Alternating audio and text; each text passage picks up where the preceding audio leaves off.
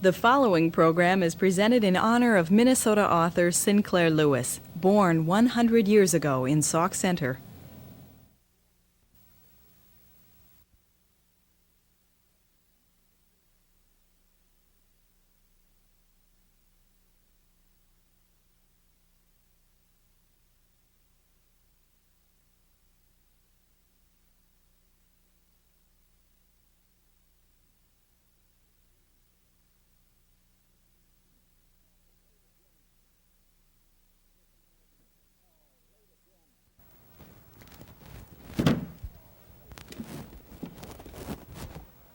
Oh, late again. Those American trains are never on time. Thank you for joining me to celebrate my 100th birthday. You know, I'm still significant today. 100 years after my birth, 34 years after my death, I still live in public libraries from Maine to California, from Florida to Alaska. In worn copies on the bookshelves of small-town girls from Main Streets who became big city women and imagined themselves Carol Kennicotts, of medical men who were inspired by Martin Aerosmith. I still live at every club meeting where a Babbitt rises to address the civic pride and boost it. And in every college and university library where an aspiring author discovers me. I am not considered one of those stupendous few novelists who describe the human condition for all times and places, but I did penetrate the soul of middle America. No one seeking to recapture American cultural history in the 1920s and 30s with all its habits, speech, aspirations, crusades, and gargantuan absurdities can do without me. I remember how I spoke in Sweden in 1930 of American literature when they presented me with the Nobel Prize.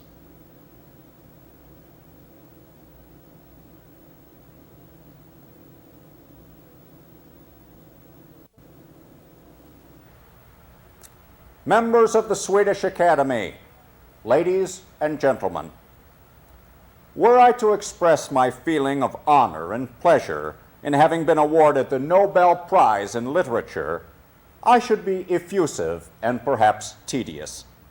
I present my gratitude with a plain thank you. I wish in this address to consider certain trends, certain dangers, and certain exciting promises in modern-day American literature. It will be necessary for me to be a little impolite regarding certain institutions and persons of my own greatly beloved land. I should not insult you by being otherwise than completely honest, however indiscreet. But I beg of you to believe that I am in no case gratifying a grudge. Now and then I have, for my books or myself, been somewhat warmly denounced. There was one good pastor in California who, upon reading my Elmer Gantry, desired to lead a mob and lynch me. And much harder to endure, a certain number of my old acquaintances and fellow journalists, what in the galloping American slang we call the I Knew Him When Club, have scribbled that since they know me personally, therefore I must be a rather low sort of fellow, and certainly no writer. I, who have heaved a good many brickbats, would be naive not to expect a fair number in return. No, I have for myself no conceivable complaint to make. Fortune has dealt with me rather too well. I have known little struggle, not much poverty, and many generosities. Yet for American literature in general, and its standing in a country where industrialism, finance, and science flourish, and the only arts that are vital and respected are architecture and the film, I have considerable complaint. To illustrate, there is in America a learned old scholar, a doctor of divinity, a doctor of letters, and who knows how many other imposing titles, who stated publicly that the Nobel Committee and the Swedish Academy, in awarding the prize to a person who has scoffed at American institutions as much as I, had insulted America. Since he is an ex-diplomat, I don't know whether he intends to make it an international incident, perhaps demanding that the American government land Marines in Stockholm to protect American literary rights. I hope not.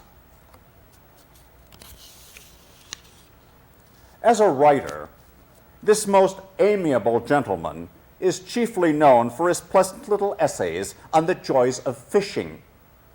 I do not suppose that professional fishermen, whose lives depend on the run of cod or herring, find it altogether an amusing occupation. But from his essays, I learned as a boy that there is something very important and spiritual about catching fish, if you have no need to do so. I should have supposed that a man so learned would have reasoned, although I personally dislike this man's books, nevertheless, the Swedish Academy has, in choosing him, honored America by assuming that Americans are no longer a provincial backwoods clan, so inferior that they are afraid of criticism and any dissection of their land, however scoffing. I should even have supposed that so international a scholar would believe that Scandinavia, accustomed to the works of Strindberg and Ibsen, would not be particularly shocked by a writer whose most blasphemous assertion has been that America, with all her wealth and power, has not yet produced a civilization good enough to satisfy the deepest human wants. This criticism by the learned fisherman illustrates the fact that in America, most of us, writers as well as readers, are still afraid of any literature which is not a glorification of everything American, our faults as well as our virtues.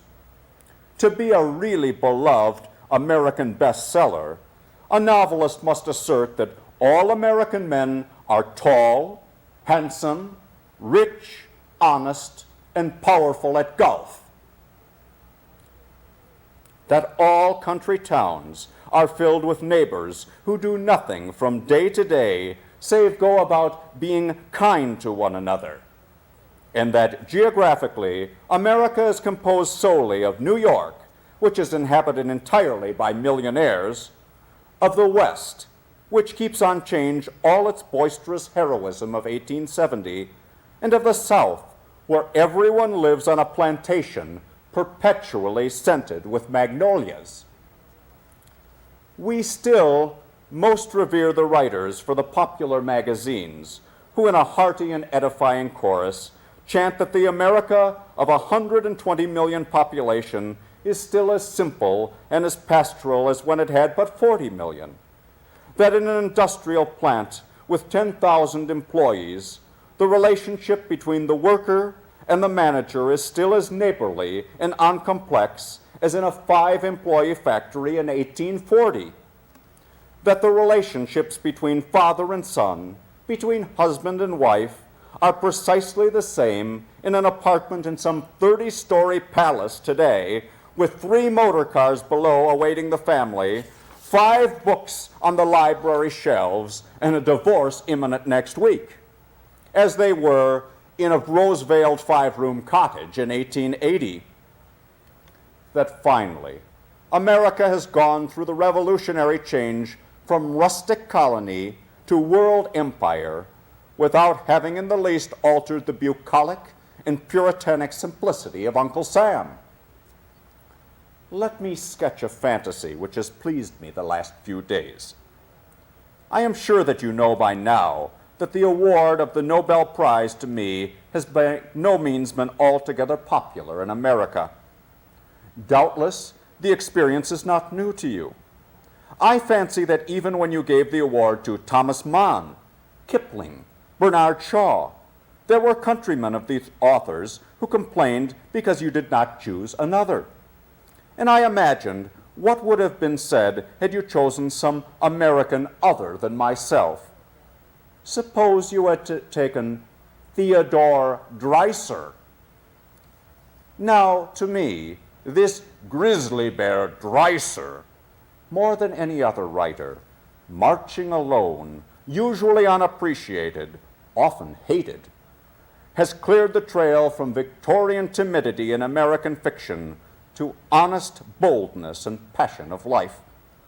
Without his pioneering, I doubt if any of us could, unless we like to be sent to jail, seek to express life in all its beauty and terror. Dreiser's great first novel, Sister Carrie, which he dared to publish 30 long years ago, came like housebound, stuffy, and airless America like a great western free wind, the first fresh air since Twain and Whitman. Yet, had you given the prize to Mr. Dreiser, you would have heard groans from America. You would have heard that his style is cumbersome, that his choice of words is insensitive, that his books are interminable. And certainly, respected scholars would complain that in Mr. Dreiser's world, men and women are often sinful and tragic and despairing, instead of being forever sunny and full of virtue, as befits authentic Americans. And had you chosen Mr. Eugene O'Neill, who has done nothing much in American drama, save transform it utterly in 10 or 12 years, from a false world of neat and competent trickery to a world of splendor and fear and greatness, you would have been reminded that he has done something far worse than scoffing. He has seen life as not to be neatly arranged in a scholar's study, but as a terrifying, magnificent, and often quite horrible thing. So you would have been told that Miss Willa Cather, for all the homely virtue of her novels concerning the peasants of Nebraska, has been so untrue to America's patent, perpetual, and possibly tedious virtuousness as to picture an abandoned woman who remains, nevertheless, uncannily charming even to the virtuous, without any moral to the story. That Mr. Henry Mencken is the worst of all scoffers. That Mr. Sherwood Anderson viciously errs in considering sex as important a force in life as fishing.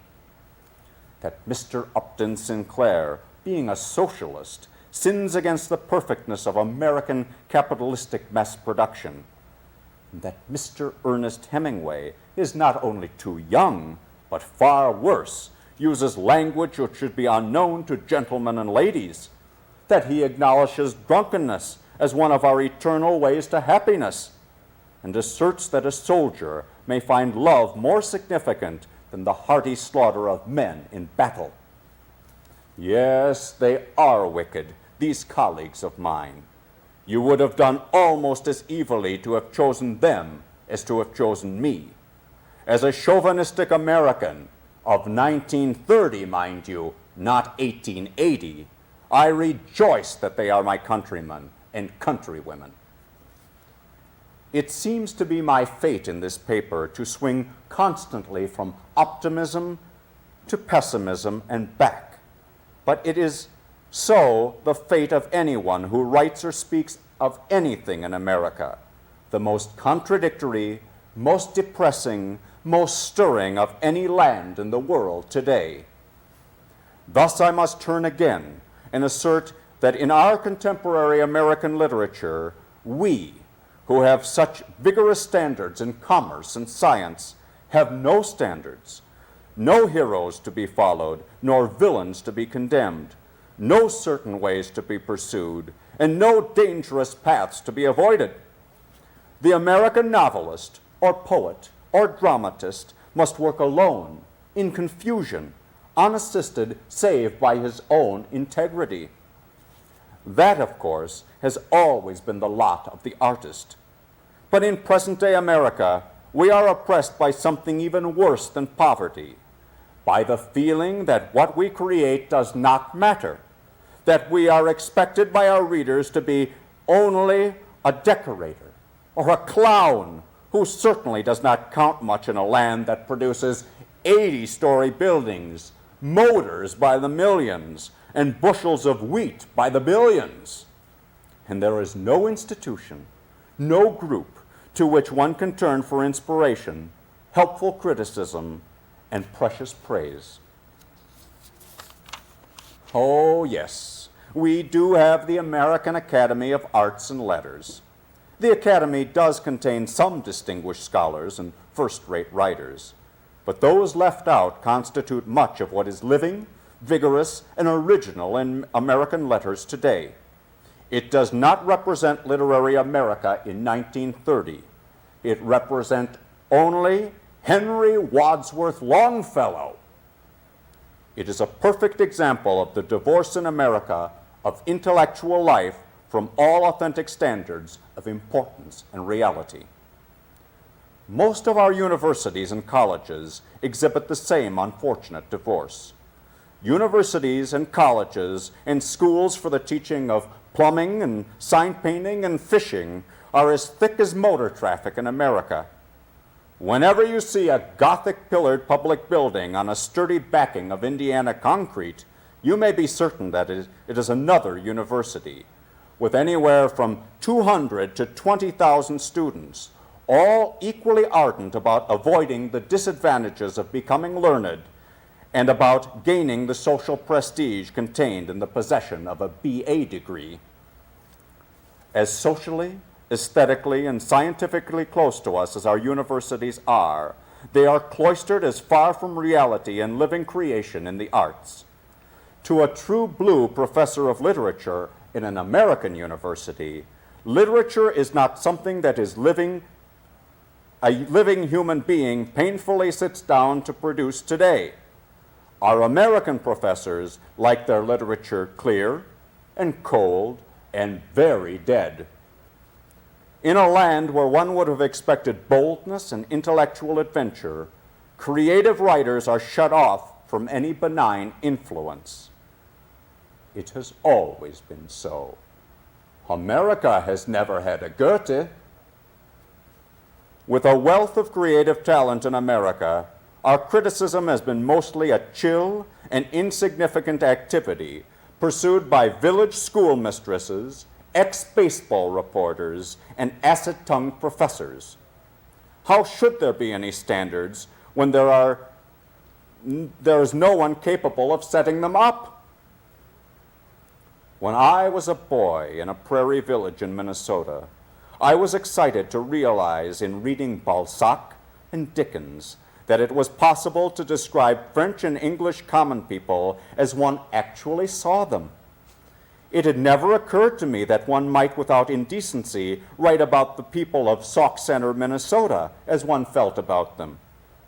Then I read Mr. Hamlin Garland and discovered that there was one man who believed that Midwestern peasants were sometimes hungry, vile, bewildered, and heroic.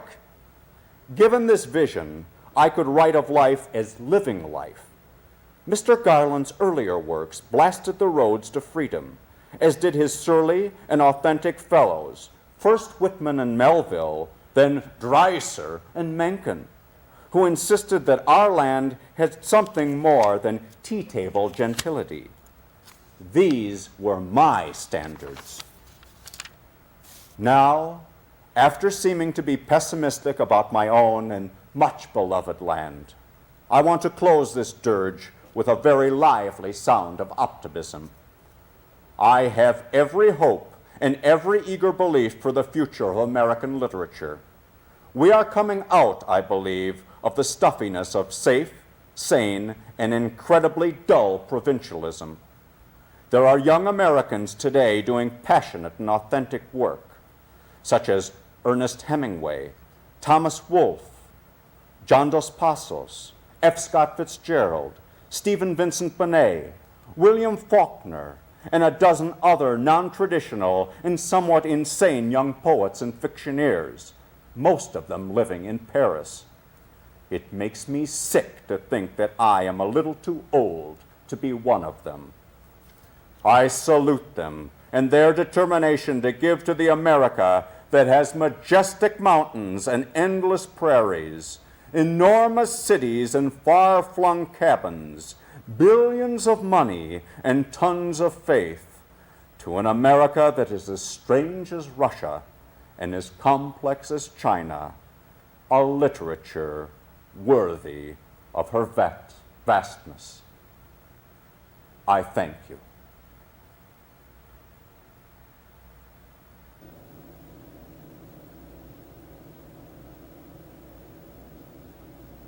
Now that I've told you of my significance and my views of American literature, stop by your local library and read my works for yourself. Thank you for joining me for my 100th birthday.